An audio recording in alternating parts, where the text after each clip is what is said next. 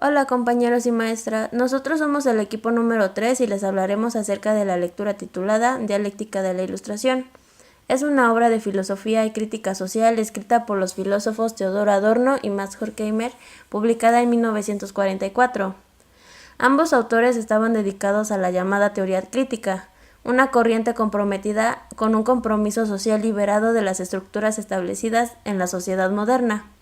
En sus páginas encontraremos un análisis crítico de la cultura de masas y del fascismo, al mismo tiempo que se vincula el concepto de razón con el sistema social moderno. Y para entender esta obra es necesario hacer referencia al concepto kantiano de ilustración e iluminismo, los cuales vamos a ver a partir del capítulo 1 titulado Concepto de Ilustración. La Ilustración fue un movimiento cultural y filosófico europeo que se desarrolló especialmente en Francia e Inglaterra, desde principios del siglo XVIII hasta el inicio de la Revolución Francesa. Fue denominado así por su declarada finalidad de disipar las tinieblas de la humanidad mediante las luces de la razón. En pocas palabras, el objetivo de la Ilustración era el desencantamiento del mundo, pretendía disolver los mitos y derrocar a la imaginación mediante la ciencia. Sir Francis Bacon, el padre de la filosofía experimental, menciona la frase: primero creen que otros saben lo que ellos no saben, después que ellos mismos saben lo que no saben. Lo que nos da a entender es que la superioridad del hombre reside en el saber y de eso no hay duda. Posteriormente nos menciona que lo que los hombres quieren aprender de la naturaleza es servirse de ella para dominarla por completo, a ella y a los hombres, que ninguna otra cosa cuenta. Y la Ilustración ha consumido hasta el último resto de su propia autoconciencia, y que solo el pensamiento que se hace violencia a sí mismo es lo suficientemente duro para quebrar los mitos. El mito es una narración tradicional que involucra personajes extraordinarios y hechos sobrenaturales. Suele usarse para explicar fenómenos naturales o hechos de la historia antigua. Y la lectura nos menciona: el mito se disuelve en ilustración y la naturaleza en mera objetividad. La Ilustración se relaciona con las cosas como el dictador con los hombres. Este los conoce en la medida en que puede manipularlos. Y todos sabemos que un hombre con conocimientos es casi imposible de manipular, como nos ha dicho Sir Francis Bacon en su frase: el conocimiento es poder. Mediante las ideas de Platón, finalmente los dioses y los mitos fueron absorbidos por el logos filosófico, que definimos como el conocimiento. La Ilustración reconoció en la herencia platónica y aristotélica a los antiguos poderes que antes se tenían, y tuvo como fin perseguir y encontrar la verdad de las cosas. En el mundo de la magia se generan múltiples ideologías entre lo que existe y son reprimidas por una relación entre sentido y algo establecido. La magia, sueño e imagen no son consideradas como signo, sino que estaban unidos mediante el nombre o semejanza. No hay relación de intencionalidad, sino de gusto.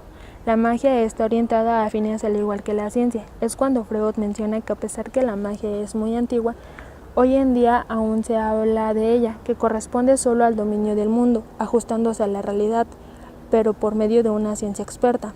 También se menciona que en las prácticas asociadas al brujo pueden ser sustituidas por la técnica industrial, que fue necesario que el pensamiento se separe de los objetos, como adaptación de la realidad. La magia animista solo son ideas de una creencia, pero las ideas son criticadas. Héroes del mito. Se desprende por consecuencia lógica del veredicto de respuesta, depura, domina y transforma la coherencia de la lógica. En los mitos existe venganza, como acción-reacción, ilusión mágica, retiene al hombre bajo la repetición legalidad, haciéndolo creer como sujeto libre. El hombre está ligado con la autoconservación, mediante la adaptación. Círculo de leyendas de Heracles. Es un arquetipo. Quedan disueltas las cualidades en el pensamiento y los hombres están ligados a la conformidad real. El dualismo mítico no puede ser más allá del ámbito de lo que existe. Maná es el origen de la idea de causa, eco de la superioridad real, separación de sujeto y objeto, el pensamiento dialéctico en el que cada cosa solo es lo que es en la medida en que se convierte en aquello que no es cuando pasa a ser ciencia moderna positiva. Juicio filosófico. Tiende a lo nuevo y sin embargo no conoce nada nuevo, puesto que siempre repite solo aquello que la razón ha puesto ya en el objeto. El dominio universal sobre la naturaleza se vuelve contra el mismo sujeto pensante, del cual no queda más que aquel, entre comillas, yo pienso, eternamente igual, que debe poder acompañar todas mis representaciones, mientras que el sujeto y el objeto quedan ambos nulos. El sí mismo abstracto. El derecho a registrar y sistematizar no tiene frente a sí más que el material abstracto, que no posee ninguna otra propiedad que la de ser substrato para semejante posesión. Eso quiere decir que la sumisión de todo lo que existe ahí, formalismo lógico, es pagado mediante la dócil sumisión de la razón a los datos inmediatos. Eso nos lleva a comprender los datos en cuanto tales, no limitarse a leer en ellos sus abstractas relaciones espaciotemporales, gracias a las cuales pueden ser captados y manejados, sino al contrario, pensar esas relaciones como lo superficial, como momentos mediatizados del concepto que se realiza solo en la explicación de su sentido social, histórico y humano. Eso nos da a entender que la entera pretensión del conocimiento es abandonada. Ella no consiste solo en percibir, clasificar y calcular, sino justamente en la negación determinada de lo inmediato. La ilustración recae a la mitología, de la que nunca supo escapar, pues la mitología había reproducido en sus figuras la esencia de lo existente: ciclo, destino, dominio del mundo como la verdad, y con ello había renunciado a la esperanza. Es decir, en la pregnación de la imagen mítica, como en la claridad de la fórmula científica, se haya confirmada la eternidad de lo existente, y el hecho bruto es proclamado como el sentido que él mismo oculta. El mundo como gigantesco juicio analítico es el único que ha sobrevivido a todos los sueños de la ciencia. Es de la misma índole que el mito cósmico, que asociaba los cambios de primavera y otoño con el rapto de Perséfone. La unicidad del consentimiento mítico que debía litigar al fáctico es un engaño. El rapto de la diosa formaba una unidad inmediata a la muerte de la naturaleza, dado que su madre era la diosa de la naturaleza. Asunción de lo que existe de hecho, sea bajo la prehistoria fabulosa, sea bajo el formalismo matemático, la relación simbólica de lo presente con el acontecimiento mítico en el rito o en la categoría abstracta en la ciencia hace aparecer lo nuevo como predeterminado, que es así en verdad lo viejo. No es lo existente lo que carece de esperanza, sino el saber que en el símbolo plástico matemático se apropia de ello en cuanto esquema y así lo perpetúa. En el mundo ilustrado, la mitología se ha disuelto en la profanidad. La realidad completamente depurada de demonios y de sus descendientes conceptuales adquiere, en su limpia naturalidad, el carácter luminoso que la prehistoria asignaba a los demonios, bajo la etiqueta de los hechos brutos, la injusticia social y de la que estos proceden.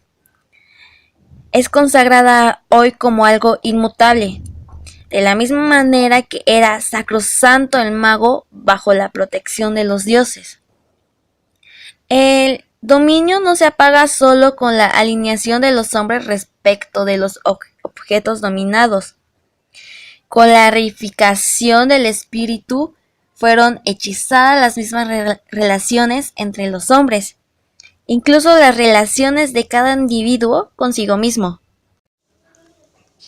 El animismo había vivificado las cosas, mientras que el industrialismo reifica las almas.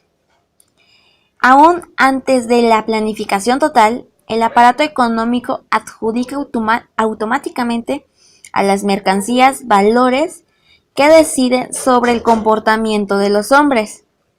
Desde que las mercancías perdieron, con el fin de libre intercambio, sus cualidades económicas, hasta incluso su carácter de fetiche, se expande como una máscara petrificada sobre la vida social en todos los aspectos, a través de las innumerables agencias de la producción de masas y de su cultura. Se inculca al individuo los modos normativos de conducta, presentándoles como los únicos naturales, decentes y razonables. El individuo queda ya determinado solo como cosa, como elemento estadístico, como éxito o fracaso. Su norma es la autoconservación, la acomodación lograda o no a la objetividad de su función y a los modelos que le son fijados. Su brutalidad, que mantiene a los individuos en su lugar, representa tampoco la verdadera calidad de los hombres como su valor. Y esto lo podemos ver desde el momento en el que nacemos, con todo lo bueno y lo malo que nuestros padres nos han ido enseñando o la sociedad se ha encargado de enseñarnos. El horror mítico de la Ilustración tiene al mito como objeto. Ella lo percibe no solo en conceptos y términos oscuros, como cree la crítica semántica del lenguaje, sino en toda expresión humana, en la medida en que ésta no tenga un lugar en el contexto instrumental de aquello autoconservación. Es decir, el sí mismo, que tras la metódica eliminación de todo signo natural como mitológico no debía ya ser cuerpo, ni sangre, ni alma, ni siquiera un yo natural, constituyó, subliminando un sujeto trascendental o lógico, el punto de referencia de la razón, de la instancia legisladora del obrar. Quien confía en la vida directamente, sin relación racional con el autoconservación, recae según el juicio tanto a la Ilustración como del protestantismo en la prehistoria. El progreso ha reservado la misma suerte a ambas cosas, a la adoración y a la inmersión en el ser inmediatamente natural. Ha cubierto de maldición al olvido de sí tanto en el pensamiento como en el placer. El trabajo social de cada individuo está mediatizado en la economía burguesa por el principio del sí mismo. Él debe restituir a unos el capital acrecentado, a otros la fuerza para el trabajar más. Esto nos lleva a la sugestividad que se ha volatizado en la lógica de las reglas del juego, aparentemente arbitrarias, para poder dominar con tanta mayor libertad.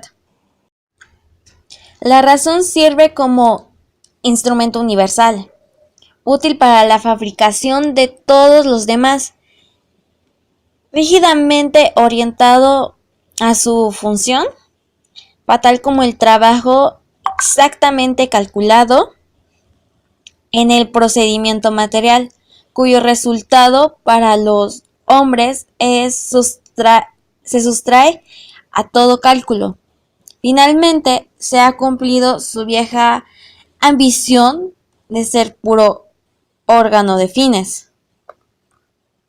Esta termina siempre de nuevo en la elección entre supervivencia y caos, que se refleja aún en el principio de que de dos proposiciones contradictorias, solo una puede ser verdadera y la otra falsa.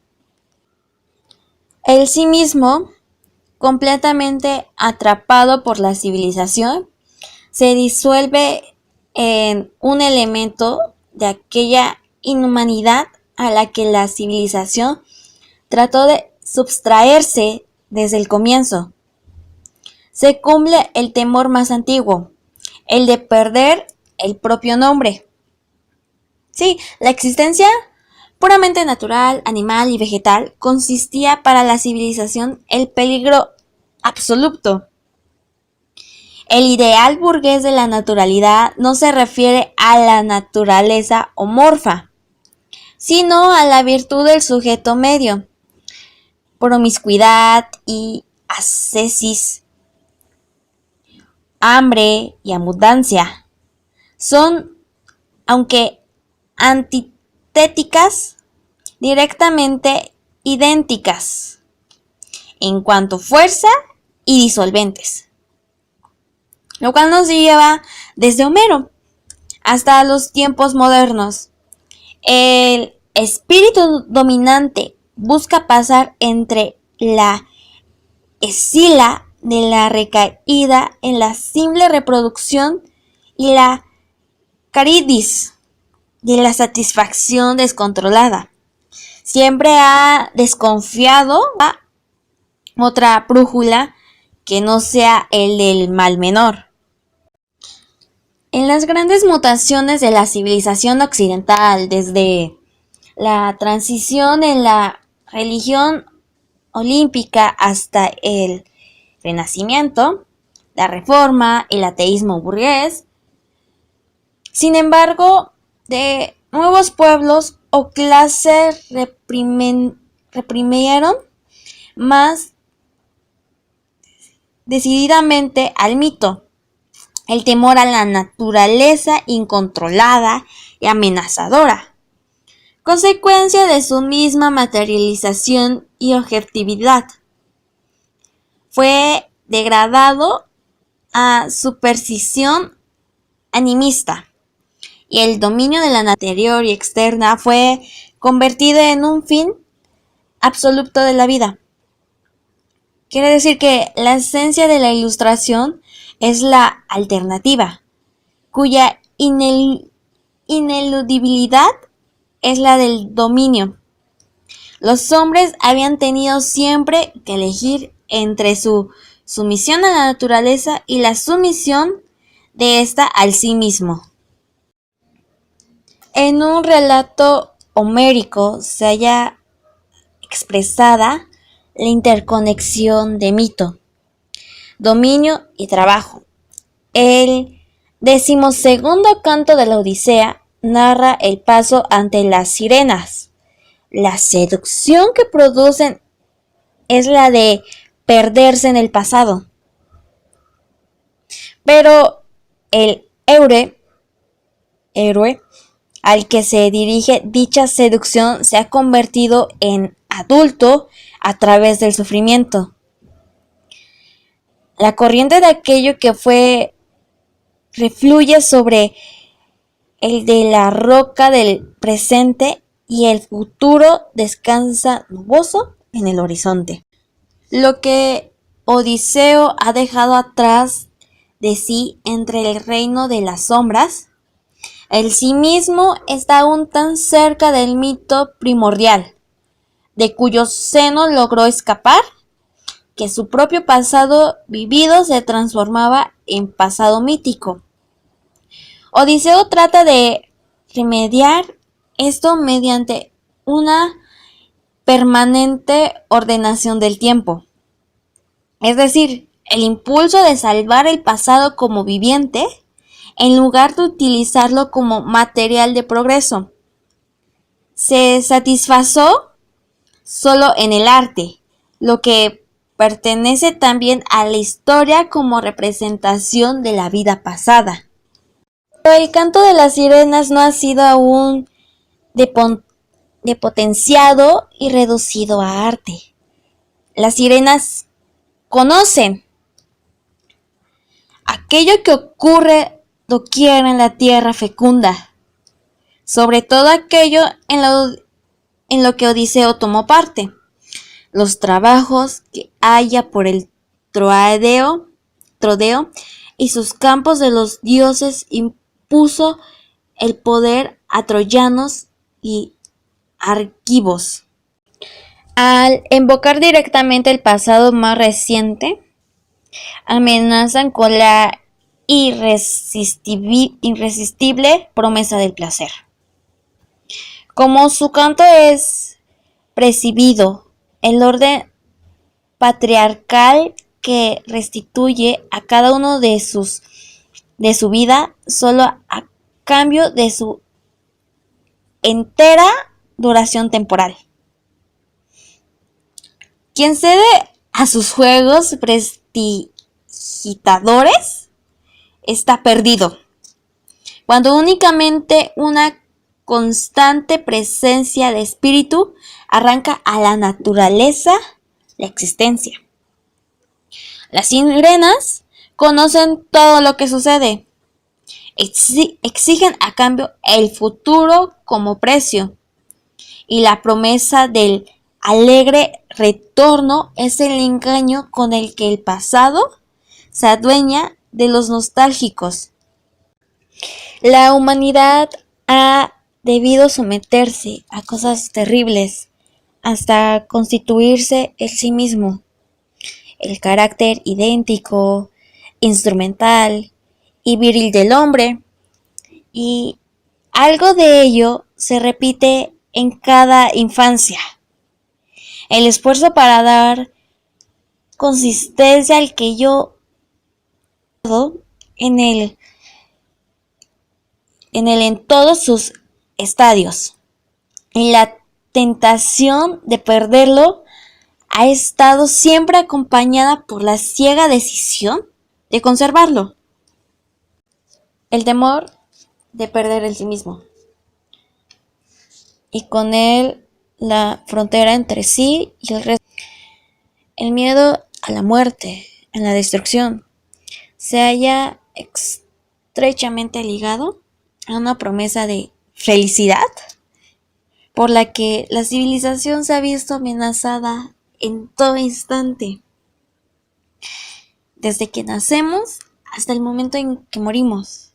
Claro que a cada quien le toca de distinta manera esta batalla constante, como lo podemos ver en la imagen, que es una imagen de un bombardeo. Al parecer es en Siria. No es lo mismo acá en México, porque cada quien libra sus propias batallas en busca de su felicidad. En un relato homérico se halla expresada la interconexión de mito, dominio y trabajo. El 12º canto de la Odisea narra el paso ante las sirenas. La seducción que producen es la de perderse en el pasado, pero el héroe al que se dirige dicha seducción se ha convertido en adulto a través del sufrimiento. En la variedad de los peligros mortales en la que hubo de mantenerse firme se ha consolidado la unidad de la propia vida, la identidad de la persona. Medidas como las tomadas en la nave de Odiseo al pasar frente a la sirena constituyen la alegoría premonitoria de la dialéctica de la ilustración. La sustituibilidad es la medida del dominio, y el más fuerte es aquel que puede hacerse representar en el mayor número de operaciones. Del mismo modo, la sustituibilidad es el vehículo del progreso y a la vez de la regresión. El primitivo experimentaba la cosa natural solo como objeto que escapaba a sus deseos. En cambio, el Señor, que ha intercalado al siervo entre la cosa y él, no hace con ello más que unirse a la dependencia de la cosa y gozarla puramente, pero abandona el lado de la independencia de la cosa al siervo, que la transforma. Ninguna forma de dominio ha sido capaz de evitar este precio, y la circularidad de la historia en su progreso queda coexplicada con esta debilidad. La humanidad, cuyas aptitudes y conocimientos se diferencian de la división del trabajo, es obligada al mismo tiempo a retroceder hacia fases antropológicamente más primitivas, puesto que la duración del dominio comporta, con la facilitación técnica de la existencia, la fijación de los instintos mediante una opresión más fuerte. Por el contrario, la adaptación al poder del progreso implica el progreso del poder, implica siempre de las nuevas aquellas formaciones regresivas que convencen no al progreso fracasado, sino precisamente al progreso logrado de su propio contrario. La unificación de la función intelectual, en virtud de la cual se realiza el dominio de los sentidos, la resignación del pensamiento a la producción de conformidad, significa empobrecimiento tanto del pensamiento como de la experiencia. El espíritu se convierte de hecho en el aparato de dominio y autodominio con el que se lo confundió siempre la filosofía burguesa. Los oídos sordos, que permanecieron así para los dóciles proletarios desde los tiempos del mito, no representan ninguna ventaja respecto a la inmovilidad del amo, la eliminación de las cuales sus conversiones en funciones pasa de la ciencia a través de la racionalización de las formas del trabajo al mundo de la experiencia de los pueblos y asimila tendencialmente a este de nuevo al de los batracios. La regresión de las masas consiste hoy en la incapacidad de poder oír con los propios oídos aquello que no ha sido aún oído, de tocar con las propias manos aquello que no ha sido aún tocado. Los hombres son reducidos de nuevo a aquello contra lo cual se había vuelto la ley del desarrollo de la sociedad, el principio de sí mismo, a simples seres genéricos, iguales entre sí por el aislamiento en la colectividad coactivamente dirigida. La impotencia de los trabajadores no es solo una artimaña de los patrones, sino la consecuencia lógica de la sociedad industrial. Ciertamente, al pensamiento le ha bastado siempre con determinar concretamente su propia problematicidad. El carácter objetivo del instrumento, que lo hace universalmente disponible, su objetividad para todos, implica ya la crítica del dominio a cuyo servicio creció el pensamiento. En el camino desde la mitología a la logística ha perdido el pensamiento el momento de la reflexión sobre sí mismo, y la maquinaria mutila hoy a los hombres, aun cuando los sustenta. El origen particular del pensamiento y su perspectiva universal han sido desde siempre inseparables. Hoy, con la transformación del mundo en industria, la perspectiva de lo universal, la realización social del pensamiento, está de tal modo abierta que por su causa en el pensamiento es negado incluso de los que dominan como pura ideología.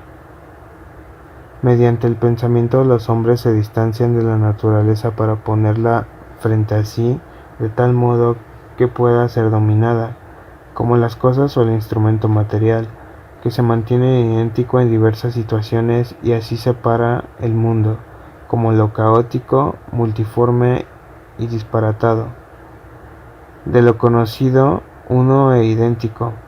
El concepto es el instrumento ideal que se ajusta a cada cosa en el lugar donde se las puede aferrar. La ruptura entre sujeto y objeto, que ella misma impide cubrir, se convierte en el índice de la propia falsedad y de la verdad. En la conciencia que el espíritu tiene de sí como naturaleza divina en sí misma, la naturaleza se invoca a sí misma como en la prehistoria, pero no ya directamente con su presunto nombre, que significa omnipotencia, es decir, como mana, sino como algo ciego, mutilado. El sometimiento a la naturaleza consiste en el dominio sobre la misma, sin el cual no existiría el espíritu, el cual se le atribuye la capacidad de sentir y pensar. Hoy, que la utopía de Bacon de ser amos de la naturaleza en la práctica se ha cumplido a escala planetaria, se manifiesta la esencia de la constricción que él atribuía a la naturaleza no dominada. Era el dominio mismo. En su disolución puede ahora agotarse el saber, en el que según Bacon residía sin duda alguna la superioridad del hombre, pero ante semejante posibilidad la ilustración se transforma, al servicio del presente, en el engaño de todas las masas. Son la razón y la religión lo que proscribe en el principio de la magia. Incluso en cuanto a arte, ese principio continúa siendo insincero y a los que los practican se les ve como nómadas, supervivientes que no encuentran su lugar en ningún lado. La obra de arte posee, aún en común con la magia, el hecho de establecer un ámbito propio y cerrado entre sí, que sustrae el contexto de la realidad externo a lo religioso, en donde rigen leyes particulares, así como cuando el mago lo primero que hacía en las ceremonias era delimitar el lugar donde tenía que pasar todo lo sagrado. En cuanto a expresión de la totalidad, el arte reclama la dignidad de lo absoluto. Ello indujo en ciertas ocasiones a la filosofía a asignarle un lugar de preferencia respecto al conocimiento conceptual. Según Schelling, el arte comienza allí donde el saber abandona al hombre. El mundo burgués estuvo raramente abierto a esa fe en el arte, donde puso límites al saber, y en general no lo hizo porque apoyara ciegamente al arte, sino para hacerle un lugar a la fe. En cuanto a relación de fe y el saber, donde puede ser de oposición o enemistad, cuando la fe intenta superar al saber, su fanatismo es el signo de su falsedad, el reconocimiento objetivo de quien solo cree. Justamente por eso ya no cree.